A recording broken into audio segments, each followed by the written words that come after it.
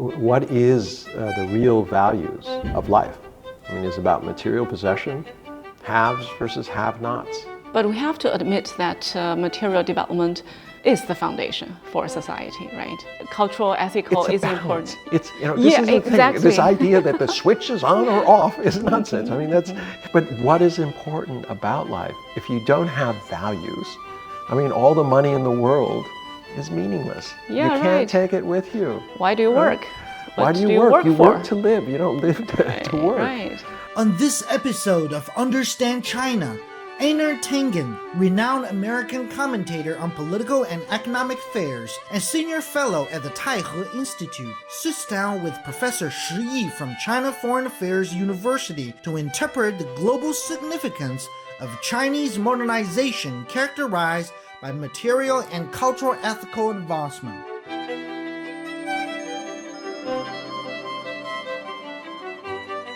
But first, they confront a provocative question echoing around the world. Is globalization becoming synonymous with Sinicization? So my experience of Sinicization is distilled in this way. I look around the world and there are different systems. For instance, in the United States, we're an empire because we're expanding.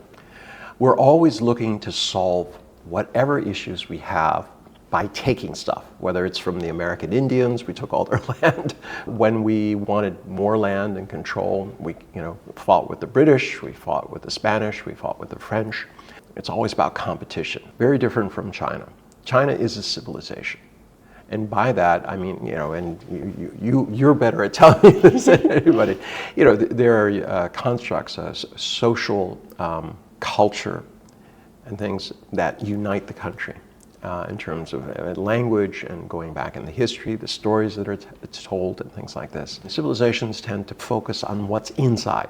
How do I solve what I have? I don't want more. I totally agree with that. Yeah. I can understand why there are some voices in support of equalizing these two terms, globalization and Sinicization. I think because China, especially economically, has been developing so fast and the model has been taken as an example or even a role model in some developing countries. So with higher presence on the international stage, some people may believe it seems that globalization is moving towards the Chinese way. I'm going to agree that this is not the way to go. And the reason I say that is globalization as we know it was a construct by capitalists to extract value from it. But I mean, culture does flow. If you go to Europe, they were fascinated by China. They had Chinese gardens, all the silks, everything that was civilized actually came from the East. China created differences in the world, but they weren't as apparent because you had this dominant culture on top saying, we're number one, all this stuff. So in the US. So I see it as less of, China Sinicizing the world, as China is now being recognized for the contributions in culture that it's had. As nations race towards modernization, we face a fundamental question. How do we balance material progress with human well-being? China has made a lot of achievements economically, culturally, technologically. These all have something to do with the material aspect. But the government and also the society pays a lot of attention to cultural, ethical aspect of the country as well. What's your view on that? Sustainability. I mean, how much is enough? Right? Does everyone need a yacht? To prove what? Pursuing material wealth. And where has it gone? It's a divided nation. Haves versus have-nots. 10.1% of our people are below the US poverty line. Homelessness is rampant. Drug addiction. And this example, we're a rich nation. Why are people so miserable that they have to do drugs? Turn it around. How would you define China in terms of its coming of age? The balance between material, because I've seen people running to get all of these gifts when they're in Paris and Milan and London, lining up at shops, like 50 Buy deep, gifts. and big bags, shopping bags full of luxury goods and things like that. I think most Chinese people are hardworking and they want to change themselves first to be better educated. Making money is important. It is a foundation because you have to survive. The Chinese government declared victory of eradication of extreme poverty. Nearly 100 million people got rid of extreme poverty. I think that's something amazing. I think Do you see that as cultural or political? Was this the will of the party or an ideology, or was it a reflection of the values, the Confucian values, that you must take responsibility? I think it's a combination of government design because China economically has developed very rapidly. It's the advantage of having a socialist market economy. It's a combination of free market. You cannot totally rely on the so-called invisible hand. The government strategic oversight and regulation plays a big role. Plus, Chinese people are working hard. They would like to change their lives. To me, life is a balance. For example, the profession we are engaged in, I chose to work in a university basically because I like the environment. And I thought probably the best way is to stay on campus, to stay with young people, and they will be full of fresh ideas. Some Chinese young people are getting more and more fascinated with some of the traditional culture or dressing. For example, Hanfu. You may have observed that even in streets, you see some girls especially dressed up in that style. And some people would relate this with nationalism.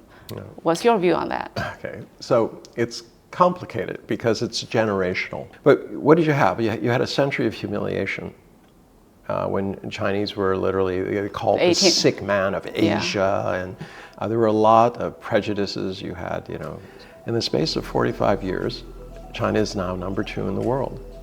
And all of a sudden, we were initially fascinated by the West. They said we want to learn and things like that. And they quickly adopted Western dress and fashions and ideas and Coca-Cola and Big Macs and all the stuff that isn't really culture but passes for culture these days.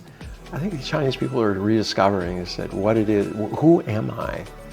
And actually, I'm really proud of it. And they start looking at their culture and they see how the complex rhythms and everything that went into songs, into the music, into the poetry, and into the clothes. And they say, look, I'm proud to be Chinese. I like my Chinese dress. I have a bunch of Hanfu jackets at home. Oh, really?